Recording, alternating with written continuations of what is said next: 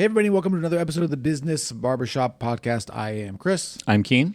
And today we're going to talk about developer financing. Real estate developer financing. Real estate. Not software developer financing. Developer financing. Yeah. Before we get to that, though, as always, if you like the show, that's great.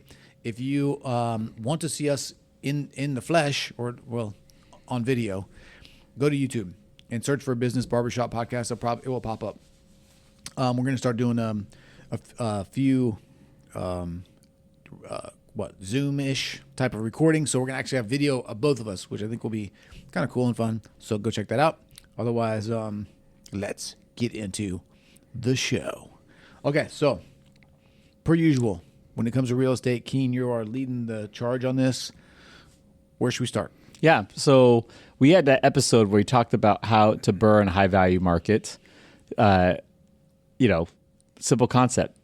Buy something that has value upside to it, develop it into multiple units, and then to get your cost basis back, sell part of it, and then retain the rest as rentals, right? Basically, we're going to be part-time developers to be able to build a rental portfolio. Usually, let's say, for instance, you want a rental in, let's say, Kirkland. You still live in Kirkland now, right? Yes, sir. Kirkland's fucking expensive, and the cap rates are horrible. Yes. I found a way that I could own a handful of rentals there. I have 1, 2, 3, 4, 5, 6 rentals there. And it's not really feasible unless you either have tons of cash, which means if you're putting tons of cash into it, your ROI is lower anyways, right? Because it's how much money you're putting into it versus your return. Determines your return, right? Your cash on equity or your return on equity, return on cash on cash returns. And so, ideally, if you can develop and then minimize the cash you have invested in it, but still have lots of equity and investment, that's how you get huge returns. Right. It's a lot of work to build a small rental portfolio, but it also means that you can have these, trophy assets that have tons of equity, tons of appreciation, tons of job growth. Yes. Let's break down the math real quick so people have an idea of what that looks like when you talk about, low cap rates, all these kinds of things. Yeah. Like Kirkland, you buy a house, let's say $1.5 million. Yeah, let's say we take an entry level price home for Kirkland, which will range between 1 to 1.5. Yes. Starter Rambler or a split entry home will be around $1 million to about 1.3. So I would say a good if you're going into this space that we're talking about, you're probably going to stick to under 1.5 if you're doing it the way that we're talking about. Yep. There's some developers who do much larger acquisitions, but those acquisitions are traditionally done to be able to build to sell. Right. And this is what I'm talking about is if you're just trying to do it without your strategy, though, just buying. Yeah. Right. You got to bring 25% to the table, right? If you're just buying as a rental, so like $250 to $300K, right? Yeah, could be. Mm-hmm. And then your mortgage is going to be on the difference, which is going to be, I don't know, let's call it with property taxes there as well. $8-10 grand a month. Correct. Okay, right. Let's call it $9K a month. Yep. A house like that, you're really only going to be able to rent out for $3,500. Yeah. I was going to try to be generous and say $4,500. Nah. But right. But it doesn't matter because you're still not even close to the 9 or 10. You're not even close to breaking even, and not in a good way. Right. Right. Because you're out the 250 or 300.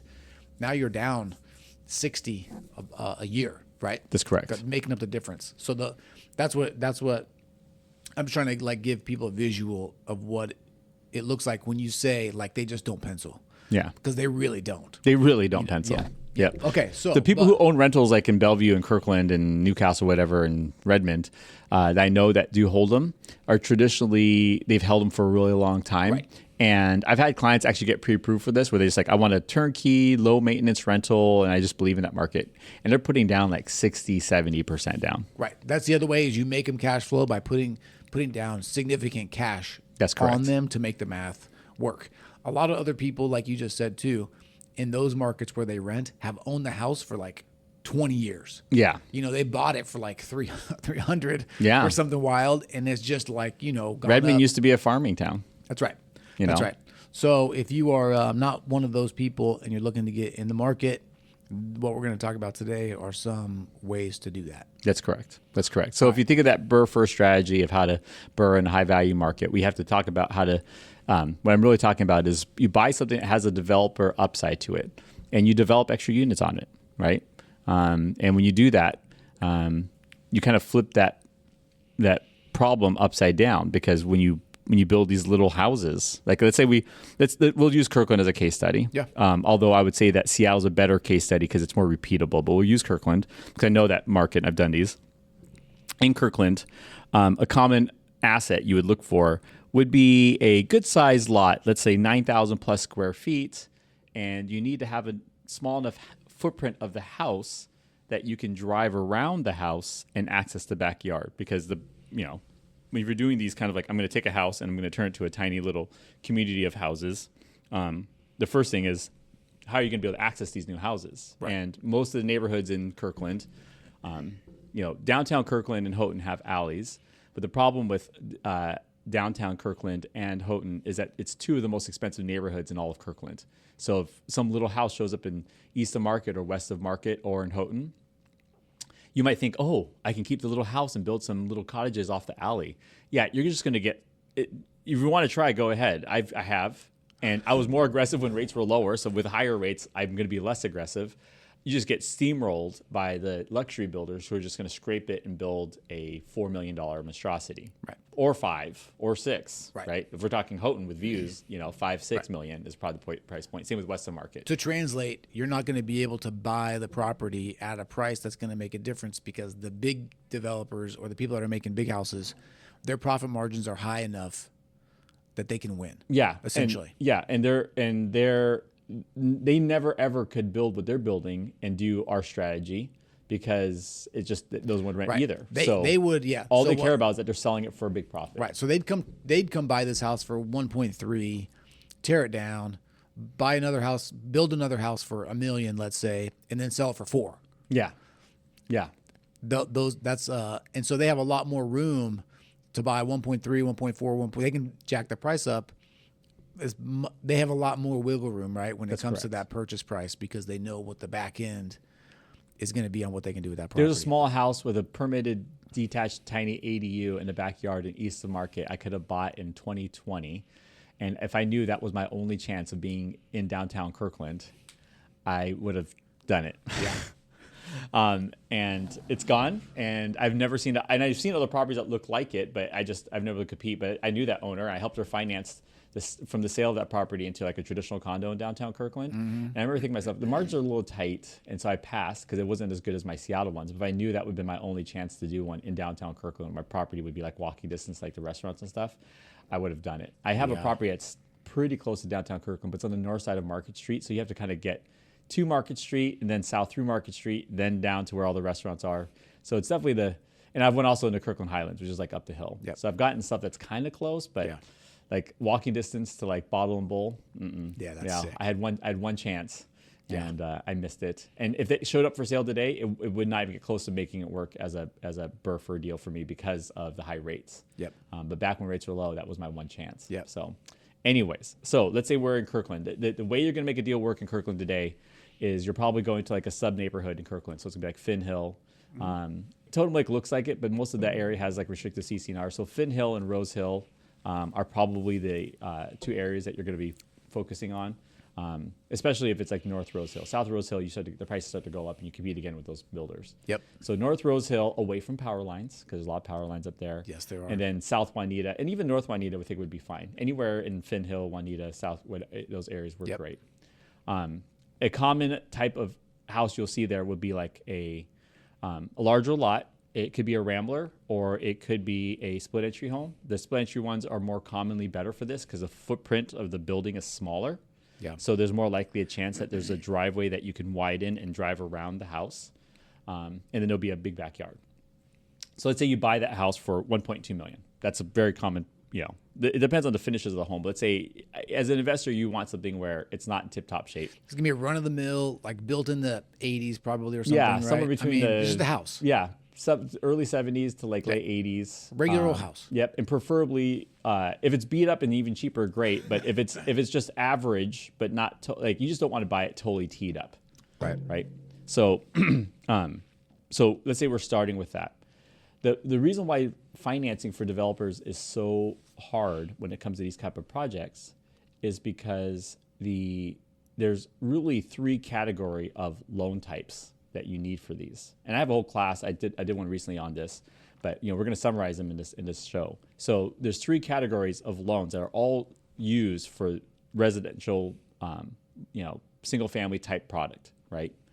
There's the product that I've done for years, which is if you're going to buy the property or buy it as a rental, you would talk to someone like me as a residential mortgage banker. And there are people who do that same kind of work also at like banks, but usually the product is more limited and so is their knowledge. What's interesting is that as we go to the next 2 categories, the next category is usually always in the private, the private funding side, whether it be local funders or national funders, is going to be your hard money fix and flip option. Yep. Those loans, because they're purely investment purpose, fall under the category of a type of commercial loan. So they don't have the same regulations as residential loans. And a lot of people, even if they have years of learning how to do the residential loans like me, don't really grasp or value hard money loans. I know I didn't for a long time. They just look like really scary, expensive loans for a long time to me. Yes. And I have $2.7 million worth of hard money out right now, Yep. which I'm in the process of refinancing. So I'm obviously a lot more comfortable with it than I used to be. Those fall under a commercial property or commercial loan type, but they're the lenders and the loan officers for these type of loans, they never work at banks. Sometimes lenders like me who work for private banks or brokerages can broker those loans. But if you've been focusing on residential, like understanding them and understanding when you use them, is not an easy concept, right? Unless you're doing deals, which I do, which is why I'm comfortable with it. Yeah, it's almost like it's not like VC because they're not investing, but they operate like that in a way, right? They know they have a very specific sort of buy box or investment box, and if you fit in it, they will cut you a check. Yep. And it's just tied to the property most of the time, right? Mm-hmm. You don't personally guarantee those often. I don't. No, they're think, personally right? guaranteed, but they're looking. But they're very asset. There's definitely personal guarantees, but they're very asset driven. All they care about is that there's going to be strong assets, that there's purpose use. They charge a good amount of rate and fees, and then they're in and out. So they just cycle that money in and out. That's right. And typically the loan term is shorter. 9 months. Everybody, yes. 9 to 24 months is the range, but the normal is usually between 9 months to 12 months. Right. And everybody wants it to be a short-term loan. The interest rates are a little bit higher, and you usually have a very specific development type of a purpose for it, right? You're going to be using it to build most often. Remodel or acquire something in beat up condition, or just be a bridge. It's not into a transaction that you can't get traditional financing for right out of the gate. So just as a case study, the one that of my 2.7 million hard money I have, 2.1 is on one property, and it's because the property had a development upside. I needed time to do the development work. The development work was actually mostly done right after closing because it was a condo project and it was already multifamily, so I could condo right away. But the property, the owner had a code violation. He did work that wasn't permitted, and that shows up on title. No one wants to fund a traditional loan in second lien position. So hard money lender lets me fund it. I get through the permit process, do the work, permit signed off, code violation comes off. Happened last weekend, so that's a big win for me. And then I can refinance out of it. So I've been in that loan for, I want to say 6 months. And now we're in the process of refinancing it. So it can be, it functions a little bit of a fix and flip function there, but also just a hold until I can get that title cleared. Yeah. So there's that product, and you never get that product from banks. Right. And then the third category is designed for developers. There's really 2 major products in that category. 80-90% of the loans that fund in that category are ground up construction loans. We also call them spec financing because people are traditionally using it to build spec new construction homes, right? Yep. And spec just means that they were spec'd to be sold. They were not spec'd to be custom designed for someone's need. It's like this market needs this 4-bed, 2.5 bath for 2,800 square feet. I spec'd what the market needed. I designed the finishes specifically to maximize resale price and margin, right? Not maximum value. People mistake that value equals highest profit. sometimes you get the highest price, but you don't have the highest profit. So these are spec'd to be sold, right? So we call them spec financing, ground up construction, right? There's that product. And then about 10-20% of the loans that come from that lender can also be what we call land bridge loans. It's a product that a developer can use to acquire property, and during the entitlement process of getting permits and subdividing a property, that loan is sitting on it. And then usually it gets replaced with the construction loans when the subdivision and permits are issued. Do those come from banks most of the time? Those can come from private or banks. And this is why it's so hard for developers, because they don't know how to qualify for that product. And it's very different from the bank than it is from the private sources. And very often the properties are buying. And here's the hard part. If you're in a high value market, if you're going to develop in a high value market, that means there's very little raw land.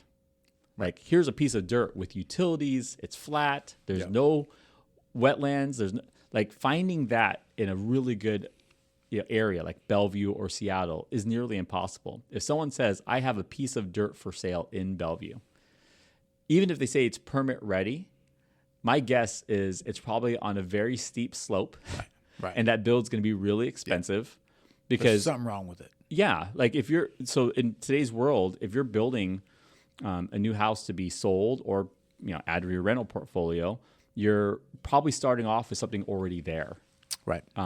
And so, which is one of the reasons why you kind of need all these assets, all these loan types. I mean, is because you don't know, based on your plan, you might have to kind of pivot in and out of these loans. But the third type could be for like a scrape and build. Yes. Okay. Yes. That's that's kind of what I did when we built our house. Yes, you bought that little house, right? Great location. Yep. And needed a scrape and build. Mm-hmm. Right. And we got a loan that we got a loan basically to build the house. Mm-hmm. And then once the house was done, then we sort of refied out of that into just a conventional type of a loan. Yep. And yours was a owner-occupied residential version of it. Right. The spec financing versions of it will want more margin than owner-occupied because they know there's a plan to sell, so it needs to be more margin. Someone just needs to have, approximately, and it could even be okay depending on the loan amount, around 20% equity when it's done, and sometimes even a little bit less. If you're building to sell, they're going to want closer to 30+%, more likely 35+%, because there's going to be 10% of selling, there's going to be holding costs, all that kind of stuff. Yeah. And so there just has to be more margin on it if you're planning on selling it. And so, so those are really the three major categories: regular residential loans. Then there's the fix and flip, hard money, and then there's vertical spec plus land bridges, and somewhere kind of thrown around, a couple of the categories, but I would say fit more of the residential category is these newer investment property loans meant for landlords. They call them DSCR loans. That stands for debt service coverage ratio loans. And they qualify investors on owning a property purely on what it rents for. And the better the cash flow pencils, the better the terms are of the loan. And sometimes we'll blend those into the mix, but they're really not meant for that use, but they can be valuable when you're doing a project. So this would be like you would say, okay, I'm going to buy this house. It's already rented out, or we are going to establish the market rent at X. And then the bank will say, okay, based on that, we can sort of back into, they don't do it like this, but that gives them a good idea. Okay, the mortgage or what we can loan can be this much to give you this much coverage for your payment. Right. Yeah. They basically know that you're renting it out as long as it's not owner occupied. Right. They'll give you the terms, and they can be, those loans can be really, really well priced when they do meet certain debt service requirements. But the only ones that price really well have to cash flow well, which is hard to do on the east side. Yep. And also they have to have long prepays, which that does not work for development because that means a prepay is short for prepayment penalty. A prepay is where if you pay off the loan in less than a certain amount of time, you get this heavy penalty. People forget these things exist. They're very popular in commercial loans. Yep. But a lot of it disappeared in residential because of Dodd-Frank after the subprime meltdown. This is even if you sell, would trigger that prepayment penalty. That's correct. Right. That's correct. So if you're going to be a developer in high-value areas, which is how you're going to do your BRFers, it's going to be very hard to build a rental portfolio using only two of those products or using only one of those products. If you're using only regular residential loans, you're covering all of your construction costs and rehab out of pocket, which is very expensive. Right. If you are using, let's say you use just two of the products. Let's say you buy a house and you're going to subdivide it and then build another house behind it. You might do a rental property loan, like a regular residential loan, and you might do a ground up construction loan. But what if the original house needed some work? Then you're still going to cover that money out of pocket, right?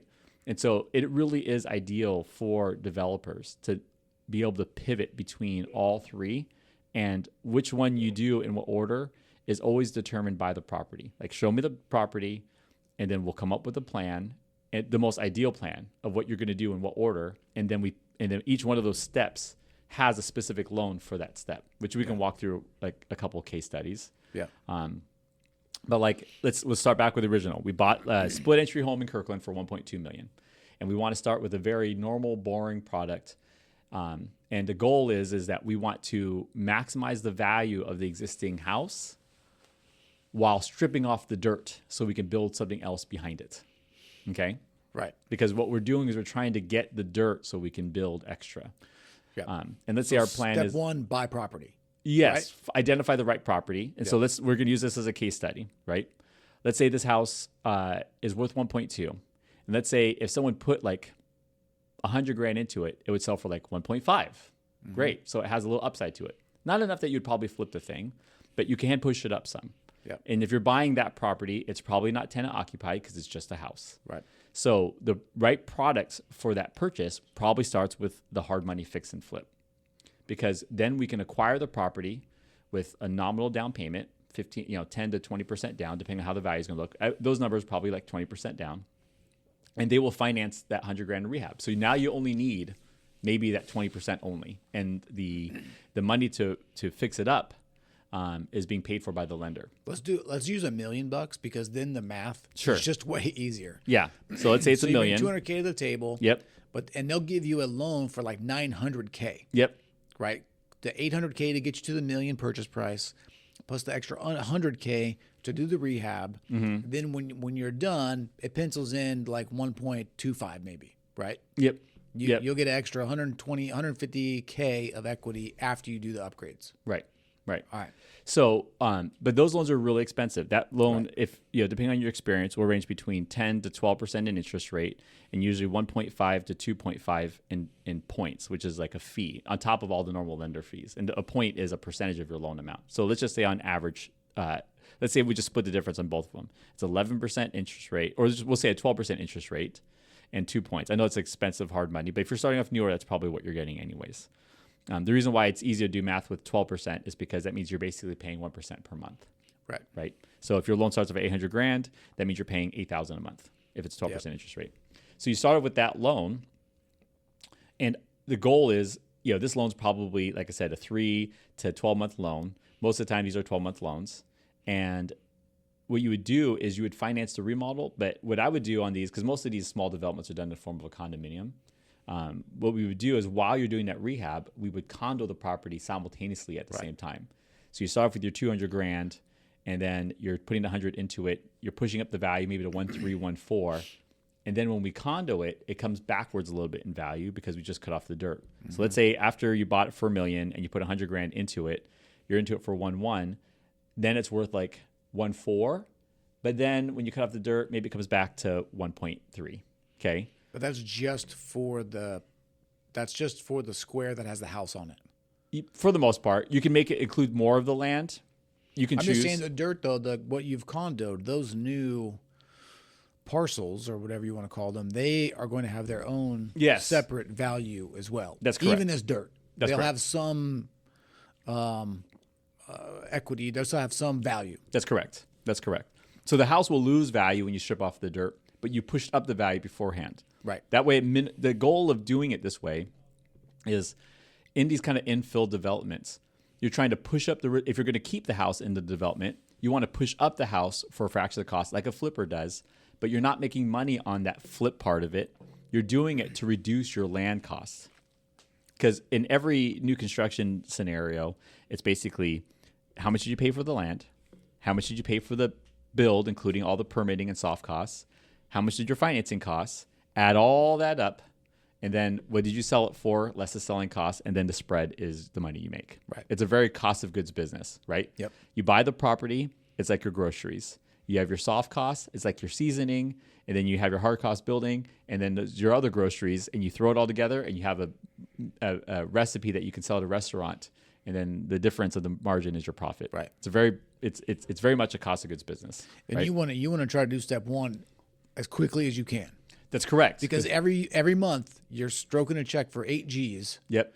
And you can really reduce that if you can sort of move from this hard money loan into whatever other type of loan step 2 is. Yes. And you're also trying to remove the debt you have on the properties that you're going to develop. Because what's happened is, let's say, for instance, we took the backyard and we turned it into 2 condo lots. And we're going to build 2 townhouse-style ADUs in the backyard, right?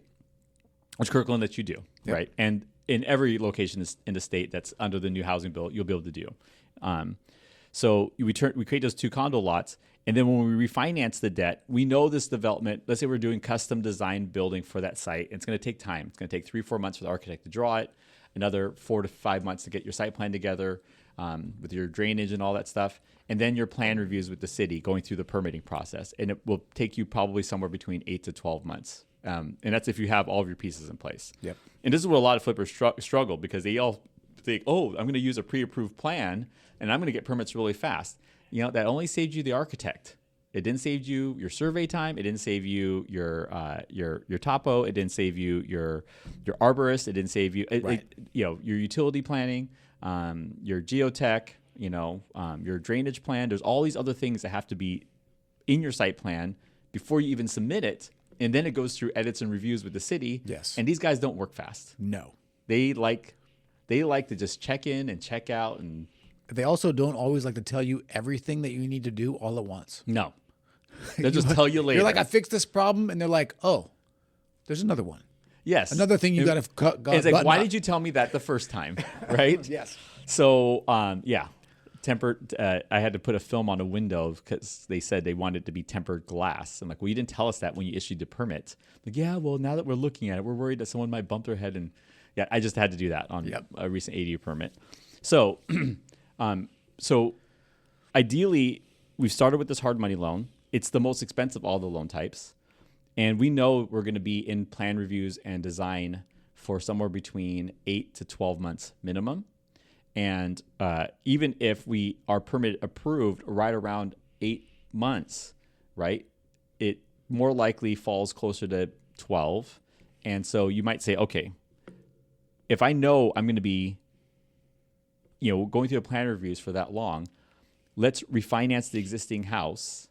And if the developer qualifies for a regular residential rental loan, which doesn't have prepayment penalties, they price pretty well, like into 7s. That would be the most ideal, because if you get done with your development faster, there's not a prepay, and the lender just kind of wants you to have the thing for like 6 months, which for sure you'll have it for at least 6.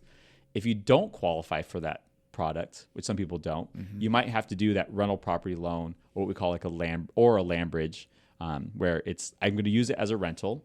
And it's not going to have this balloon feature like a hard money loan does. And the rate's usually a little bit better. Right. So you might do something with like a 1-year prepay, and I'm going to leave it as a rental loan for at least a year, but you can keep the loan for longer than that. Now, a lot of these guys, they don't know these strategies, and so they'll just be on hard money the whole time. Right. And they're just killing themselves. Because you could kind of, could you double up in a way? So step 1, hard money to buy the property, rehab the property. Mm-hmm. At the same time, you're like trying to condo it, because maybe that's a pretty straightforward process. It can be. So where a lot of surveyors and attorneys tell people they can't condo it until they get the permits. I don't know who started saying that, but that's so untrue. Right. The reason why is there's small condo projects are becoming a norm in our state, but we've seen a large group of surveyors and attorneys that are new to the space tell people what they think you can do based off of what they're hearing from other people, or they haven't seen other things. Yeah. In the world of condos, having a section of the property that you're going to develop later is a very normal thing. Yeah. Right. They call them undeveloped phases. Yeah. Right? Yep. And there's nothing that says you can't do an undeveloped phase on a 2 to 4 unit project. Right. So what I would usually do is I'd say, okay, let's condo this thing. Yeah. Let's make the land an undeveloped phase, Right. minimizing the land that's underneath the house. So that way I can move the boundaries later. Well, you're still doing the rehab at the same time, so you need the Yes. money anyway. So you're doing the rehab, and you're doing like the condo setup at the same time. That's correct. And then when that's done, that's when you stop the hard money. Yeah, because Right? you could. Because then you can do the permitting under the other loan Yes. at a much lower rate. Without extension fees if it goes Right. too long, 100%. Right. So if I move it to some other kind of normal permanent loan that doesn't penalize me to pay it off when I'm ready to build, Right. it's cheaper than the hard money. It doesn't have extension fees because it's basically a 30-year loan. Yep. And also what I'm doing is if you condoed it and left the rest of the land as undeveloped phase and it's remodeled, ideally it has the same or better value than what you started with, even though the land is less. So if you can imagine a large 10,000 square feet parcel, right? Normal infill neighborhood type thing. And now your condo for the existing house is like the front driveway in the house might only be like 4,000 square feet. And then when we make that 4,000 square feet the first condo, then when we refinance it, now the new loan is only on that 4,000 square feet. Right. So you basically own the other two outright. That's essentially? correct. Yeah. That's correct. And that's really important because now when we go do the other loans, which are going to be like the ground up construction loans, this is where a lot of developers get screwed up. This is why they think they have to do hard money the whole time, is because they usually just have this one big loan on the whole thing, which represents a big part of the purchase. Right. And now they're trying to get extra financing to build. And what the lender hears is like, so you want me to pay off an $800,000 mortgage while building your new units. Right. So we're going to add the construction costs on top of 800. Right. But you don't have to do that. Now you have two undeveloped lots. Yes. That you can That you owe nothing on. build up Yes. loans on or whatever. Yes. Just And you in could, and of themselves. Yep. And let's say they cost $300,000 each to build and they value out like $900,000 a piece. So what they hear is, oh, you need a $300,000 loan. Right. Times two for two properties that are going to be worth $900,000 a piece. So even if we build in some, which we'll get into what that is, interest reserves and refund your soft costs, we're still going to be close to like 50% or less than the value. Heck yeah, we'll fund that. Right. Right? All day. And so that's an example of how you would blend all three. And this is how I would say most infill high value area projects will look like in Washington. We'll see some of the stuff in, I think, California also, and maybe some nicer areas in like Texas and Oregon. Yeah. But one common thing about high value areas is there's limited land. And when there's limited land, that means there's less raw land. And so knowing how to navigate between these is important. But it's very hard as a developer because you're really asking three different people who do three different jobs how to get a loan, and you have to navigate amongst them. It's probably one of the things I do for my investors is because since I've learned how to do these myself, I'm already a residential lender. I basically pivoted into brokering the other two products. So when people come to me, I can just say, here's our plan, this loan, then this loan, then this loan, right? And so that's an example of how you would use all those products. There's some other case studies we can go through, but the key is that one is designed for rehab of the existing structure, short-term, very expensive, so you want to get in and out of it quick. Yep. Another one is designed for longer term hold, better interest rates, lower fees. Sometimes they'll penalize you if you pay it off too early. So for a development project, could work fine though for an 8 to 12 month hold time or 18 month hold time, depending on how long it takes to get the permits. And then the other one's specifically designed for the ground up construction. And that product prices similar to hard money, but a little bit cheaper. And then because some hard money lenders will say, we'll cover your construction costs too. But there's some big differences between having a hard money lender fund it versus like a true spec construction lender. So if it's a hard money lender, some of the hard money lenders want you to put in part of the money of the build cost, regardless of your loan to value. So you might be like, look, I have free and clear dirt. I paid to get myself to permits. We're only funding approximately half of my construction value. And they might say, we still want you to put 10, 20% of that cost. And you're like, oh my gosh, like I have no debt on this, right? Where most spec lenders would be like, if you have enough experience that we're comfortable with, as long as the value meets it, we'll cover the whole thing. Right. We'll even sometimes refund you the money you put to cover your cost to get the permits in your loan. So if you spent like $50,000 to get the permits and your condoing costs, if there's enough value in a construction loan, they'll literally on the first draw of the construction loan give you that money back. So you have that money invested back. Also, it's normal on these vertical spec construction loans that they underwrite it where the interest payments for the loan during the build are built into the loan, so you don't have to pay them out of pocket. Right. So there's enough value in it. And I think yours probably was that way. It was. Yep. So, and a lot of the hard money flippers, when they find this out, they're like, what? I've been paying interest on these things the whole time while it's going up, and you don't have to do that on these loans? Like, nope. If there's enough value, they'll build it in. On top of the fact that the rates and fees are a little bit cheaper, these are just extra features to it. And then another one, and this is not always true. Some hard money lenders say they'll cover interest reserves, but most of them won't. Most of them won't. The third feature that makes a big difference between them is that it's normal for hard money lenders that cover rehab that they'll want you to do the work. You prove the work was done, and then they'll draw money out to refund the money you spent. On true vertical spec construction loans, they'll fund the initial draw to start the build. So you're not using your own money and getting reimbursed. You're using their money, and then once you've used it all, they'll validate the work was done and let you draw more. Yep. So the draw schedule usually looks different.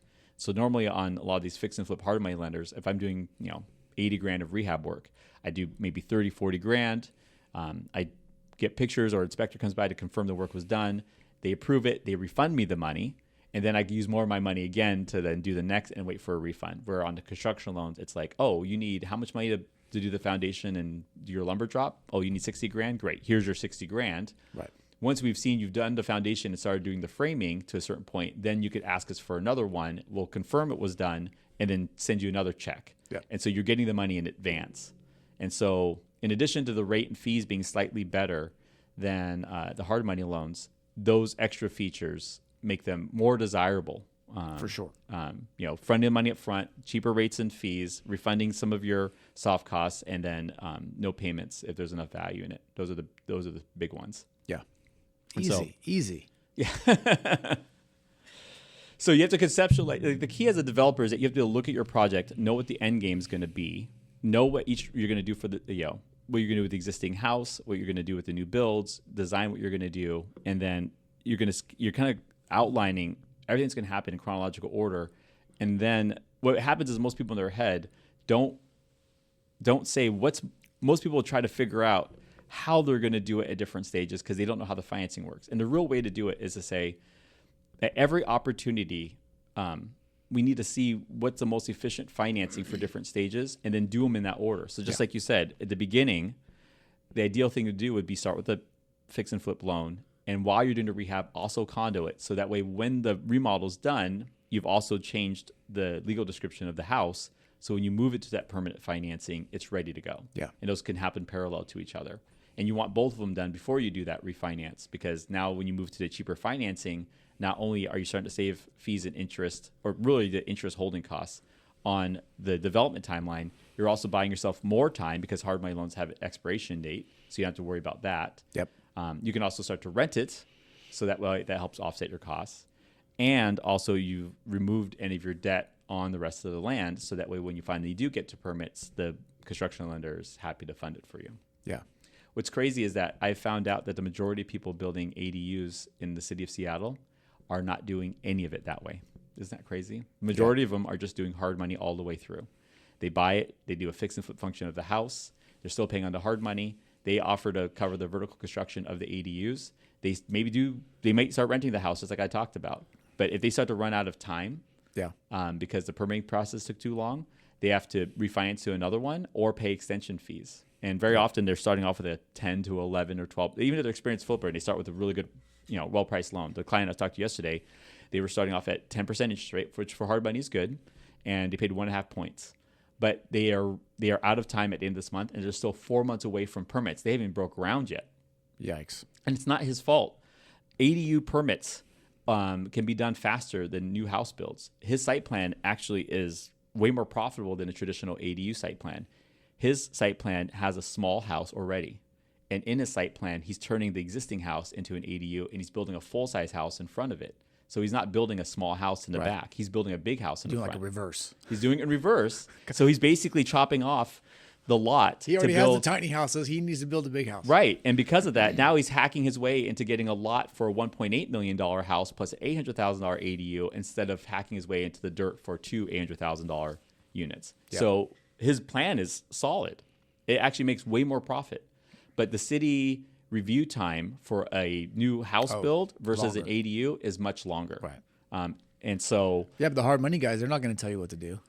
They just want to keep getting paid. Hey, right? That, and also what I do know about my good hard money lenders is they don't mind that I pitch people to do it this way, because technically they start to worry about the loan when it's out there for too long. Like, hey, is this coming back or not? Yeah. Right. It makes them nervous. They want their money back. Right. And so, it's just it. And what happens at the end. So like my developer that I was talking to with this project yesterday, he's been in that loan for 10%, 1.5 points for a year, right? And he thinks he'll have permits by November. And the hard money lender is telling him that at the end of this month, right, end of May, they'll give him a 3-month extension, which only gets him to the end of September. Yeah. And he thinks he's going to be a couple months short. And that extension, he has to pay 1 point, which is 2/3 the points he paid for the initial loan to begin with, and that's only for 90 days. And the rate moves from 10 to 12 for that 3 months. Yeah. Just because he wasn't done in time, right? And so that's why it's easy to pivot to a regular rental loan, because on a regular rental loan, he probably pays a similar point on it or whatever. At this point, it's a little bit too late. The rental loan is too late because he's too close to permits. So I just got to find him the cheapest bridge that will get him from here to permits that's cheaper than the extension. And then we'll move it to construction loans later. But what he should have done was what we talked about earlier. He should have done a remodel of the main house, condo it, move the debt to that as a rental loan, and then he could just coast. Yeah. He'd have cheaper money, no worry about extensions, and he can make sure because the other thing that happens is that when you start to rush things because your loan is costing you a bunch of money, you definitely want to watch your timelines. You don't want to be sitting on any kind of loan for too long.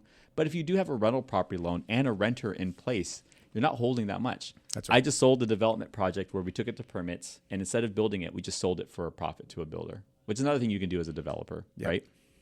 You can split the profit, because people just love the idea. Even if it's for less profit, they love the idea of buying something that's shovel ready. They can just buy it, immediately start going, and just be done. If they make less profit, but their guys can work on it. And a lot of builders don't want to develop. Right. A lot of people just they had less work. There's less work for them to do that way, right? I mean, if they know how to build something, that's a big safer misconception play. is that people think developers are builders and builders are developers. And in the past, they were. But in today's world, a lot of people who take things to entitlements specialize in that. And the building is, like, for me, building is like the wrap up the project. Yeah. But I'm not a construction guy. Right. I am a smart enough investor to know when my construction costs are too high, or if there's ways to cut costs into it. I do know what things are supposed to cost, but I'm not going to general my own deal and manage my own subs, or definitely not hire my own full-time staff in the construction world. Right. I know that it helps you save money in margin, but in my world, I'd rather find a way to get my margin on the buy and the development. Yeah. And then if I pay a little premium for the construction, so be it. And most people, they're going to do one or the other. So for my clients that are construction people, they might pay a small premium for people to do their entitlement work, like me selling a permitted lot, and then they save their money on the construction and they still make their margin. But it's okay to, no one's ever a 10 out of 10 in all categories. That's just the truth. Yep. So that's awesome. But that's really the mix of the products, right? And really mixing all three. So there's if you're going to buy something where you're repurposing the existing structure, or if you're going to scrape it, let's say they take the exact same scenario, and we can scrape the house and build like 6 townhomes and just lose the house altogether. Then you might, if a 6 townhome development site is going to probably take close to 9-12 months just to get your site plan approved, to prepared, and then maybe another year worth of plan reviews. You might be into it for 2 years. And if that's the case, right, then you're not going to do any rehab loan. You might start right out of the gate with that rental loan. Just leave it in the condition it's in. We don't want to fix it up because we're going to scrape it, but we definitely don't want to be on hard money, because that hard money loan is going to expire before permits, and at the high rate will not pencil. And obviously we don't want, there's no construction loan to be had at the moment because there's no permits yet. So it might just start off with a rental property loan. That's exactly what I had on that Rose Hill property. I just had a rental property loan.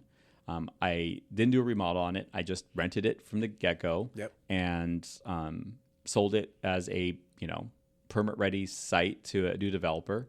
And the tenant's on a fixed term lease, and they agreed that they're okay with construction while they're there. So the developer can just buy the property, build the house, and when the house build is done, the tenant will be out near the end of that. And then they could do a little spruce up of remodeling to it afterwards, and then sell that, and then they're done with the project. Yeah. So that's awesome. That's how you can switch it around a little bit. And that one, no hard money was ever needed. Yep. Right. Yep. That's cool. All right, we got to wrap up though, because I got to use the facilities. All right, for real. Yep. Okay, that was cool. Very interesting, and I think and you know more about this because you've built a house before. Yeah. The features to these construction loans are the same as your residential construction loan. Yep. It's just it's coming from a different angle. Yeah, the key is really to take the time to analyze what you need out of your property and choose the loan type that works best For those stages. Yeah. Yep. Break up your property. Every development happens in stages, and then figure out the loans you need for each of those stages, and then pivot between them. Yeah. And if that's too hard, then ask someone who knows. If you're in Washington, hit me up, right? Yeah. If you're in different areas, then just find people who do all of them. Keane, how can people get in touch with you if they need to? Just Google me. But yeah, you can email me, Keane at KeaneLoans.com. Or I mean, there's only one other Keening on the internet, and he's a gamer in San Francisco. That ain't me. So crazy. I'm not playing video games in San Francisco. I just do real estate and lending. Yep, email him. Okay, we gotta wrap up. Seriously, I'm gonna die over here. Per usual, I am Chris. I'm Keane. This is the Business Barbershop Podcast. See ya. See you guys later.